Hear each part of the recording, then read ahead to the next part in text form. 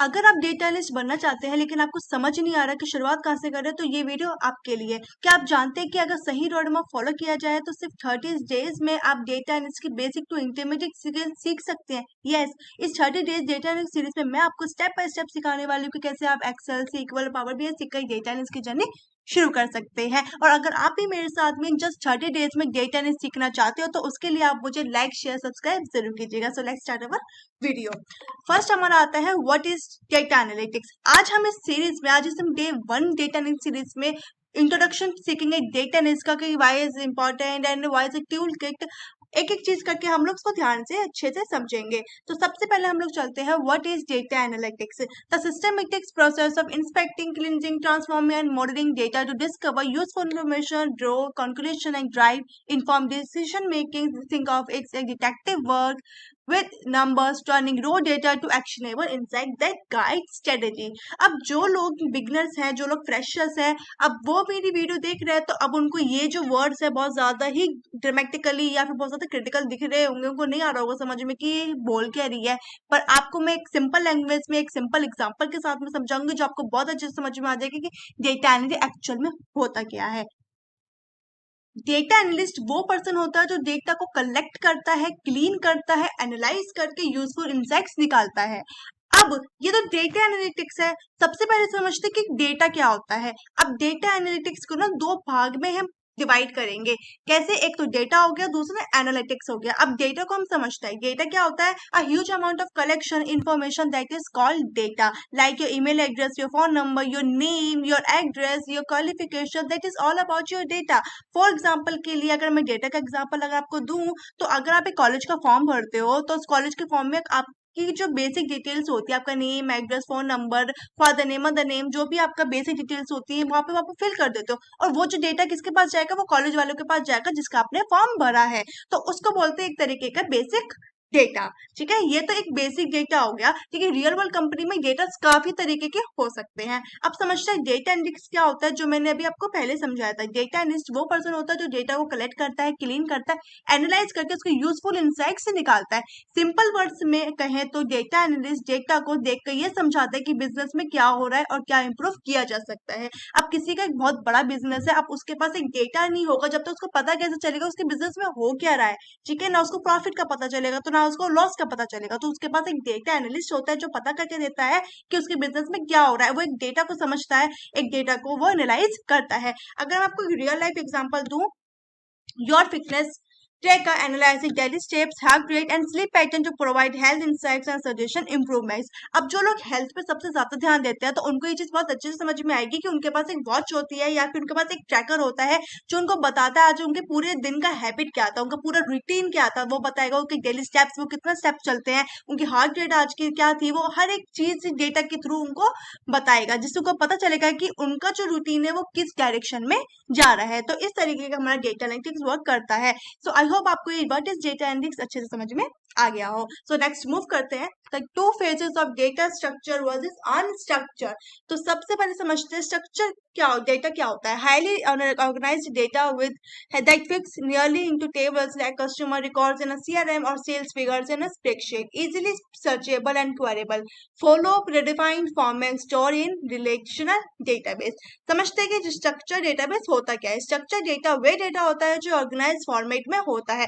Organise format में जैसे Excel sheet, अब जिसने एक्सेल में अच्छे से काम किया हो तो उसको चीज पता होगा कि किस तरीके का फॉर्मेट में दिया जाता है। जैसे एक तरीके का आपको एक टेबल दी होती है ना, टेबल में एक फॉर्मेट वे में आप हर एक चीज लिखते हो तो उसको बोलते हैं स्ट्रक्चर डेटा।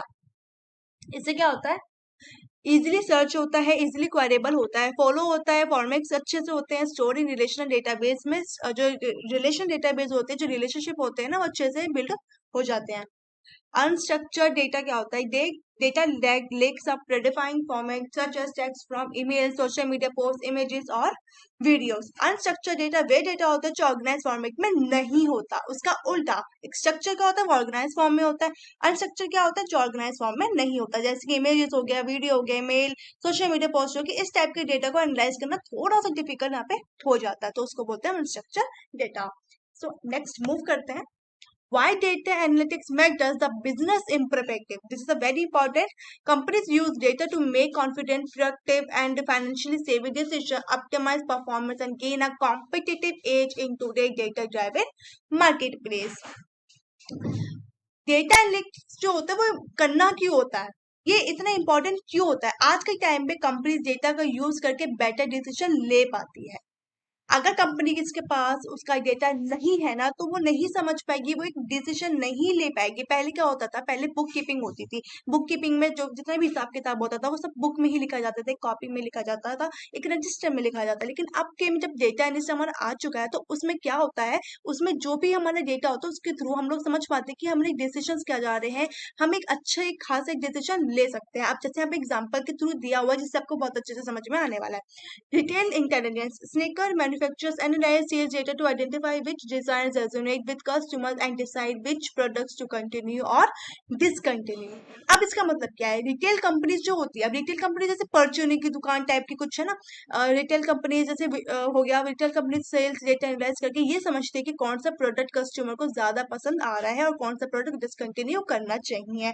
अब किसी ने अगर न्यूली ओपन अपना शॉप खोली है, ठीक है, तो वो अपने प्रोडक्ट को एनालाइज करेगी कौन सा प्रोडक्ट कस्टमर को ज्यादा अच्छा लग रहा है, तो कौन सा कस्टमर जो प्रोडक्ट है वो कस्टमर को अच्छा नहीं लग रहा, तो वो क्या करेगी, प्रोडक्ट के थ्रू अपने कस्टमर के एनालाइज करके अच्छे से डिसाइड करके वो ये चीज पहचान लेगी, ये चीज समझ लेगी कि उसका जो ये प्रोडक्ट है वो अच्छा खासा बिक रहा है, और जो नहीं बिक रहा उसको वो डिसकंटिन्यू नहीं करेगी।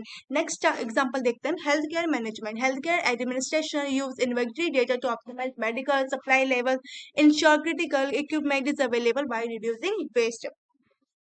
अब हेल्थ केयर मैनेजमेंट में क्या होता है, हॉस्पिटल जो डेटा होता है ना वो एनालाइज करके मेडिकल इक्विपमेंट और मेडिसिन की इन्वेंटरी मैनेज करते हैं, ताकि इंपॉर्टेंट इक्विपमेंट हमेशा अवेलेबल रहे और वेस्ट कम हो। जो मेडिकल होता है ना वो अपना डेटा हमेशा एनालाइज करेगी, कौन सा इक्विपमेंट अगर वो कम हो रहा है तो वो चीज को, जो भी ज्यादा इंपॉर्टेंट होता है ना, वो चीज को लाके वो रख देता है। जैसे कि मेडिसिन हो गई, इन्वेंट्री मैनेजर हो गया, ये जितने भी इंपॉर्टेंट इक्विपमेंट होते हैं वो हमेशा अवेलेबल है, उसकी वेस्टेज भी कम हो।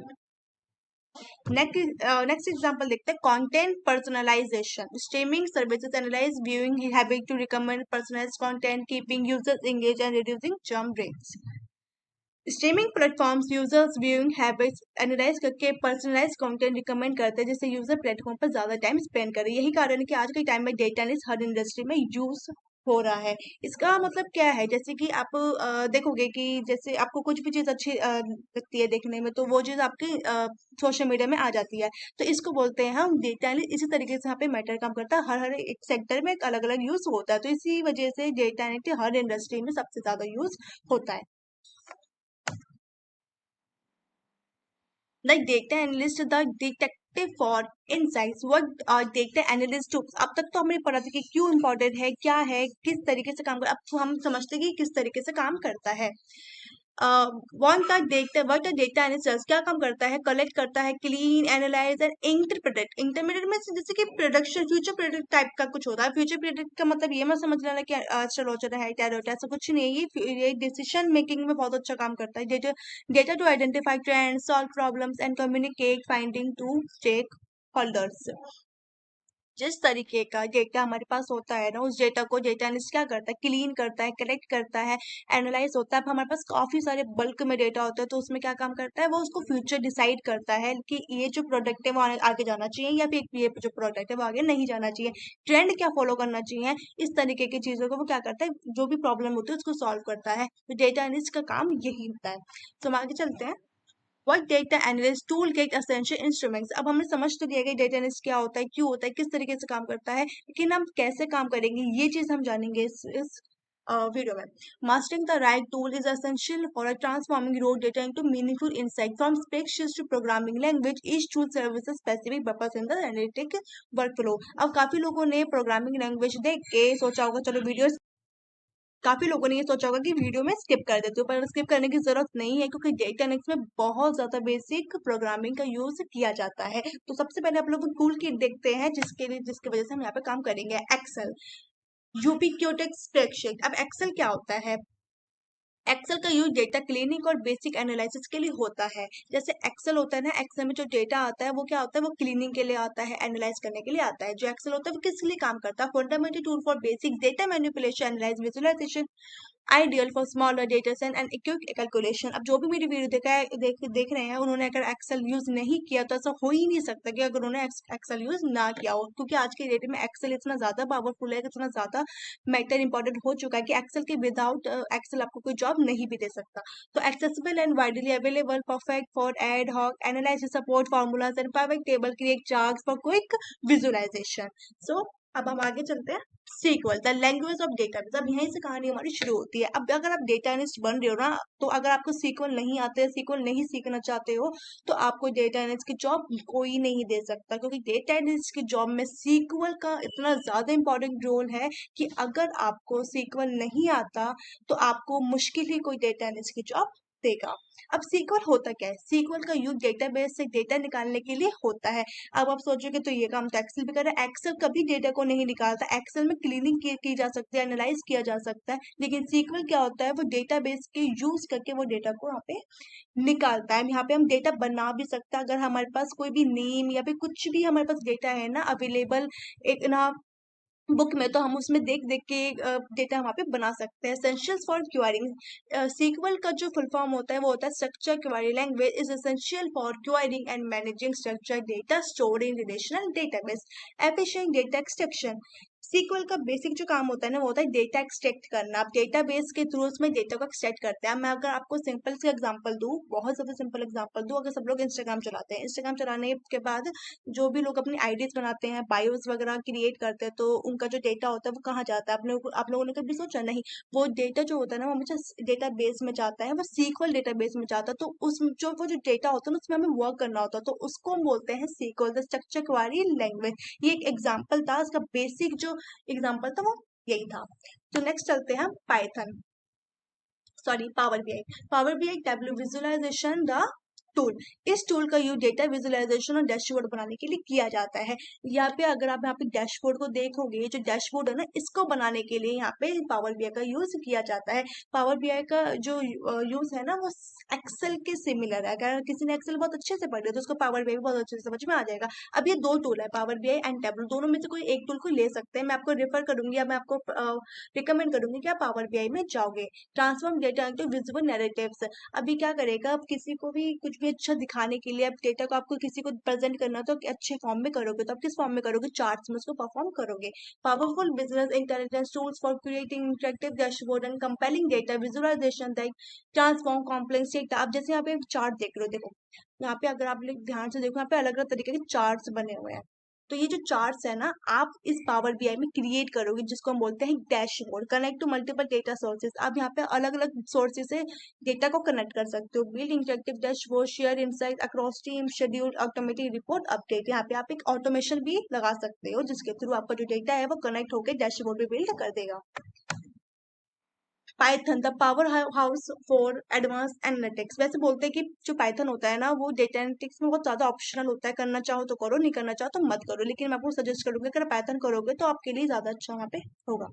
पाइथन एडवांस डेटा एनालिसिस और ऑटोमेशन के लिए यूज होता है। इन टूल्स को सीखकर आप डेटा एनालिस्ट में करियर स्टार्ट कर सकते हो। यस, ये जो पाइथन होता है ना, ये बहुत ज़्यादा हार्ड नहीं होता है, बहुत इजी है, जिसके ऊपर मैंने ऑलरेडी यूट्यूब पे वीडियोस बनाई हुई है, जो आप वहाँ पे जाके देख सकते हो। मैंने सीक्वल का भी एक अपना अलग से कोर्स बनाया है, वहाँ पे आप देख सकते हो। और इस सीरीज में आपको SQL, Python, power BI, Excel, यहाँ पे सब कुछ आपको सिखाया जाएगा।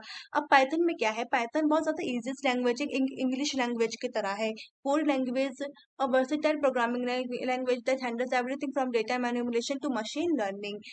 पांडास नंपाई। पांडास नंपाई क्या है? ये एक लाइब्रेरी है इनकी, पाइथन की एक लाइब्रेरी है, जिनको सीखना होगा आपको। Libraries for efficient data manipulation, transform and numerical computing. यहाँ पे आप क्या करोगे? आप डेटा को ट्रांसफॉर्म करोगे, मैनिपुलेट करोगे, न्यूमेरिकल कंप्यूटिंग। जैसे न्यूमेरिकल मतलब इसमें नंबरिंग में आप काम करोगे। मैक्रोडमी एंड सीबॉन, दोनों में से किसी एक चीज को आप कर सकते हो।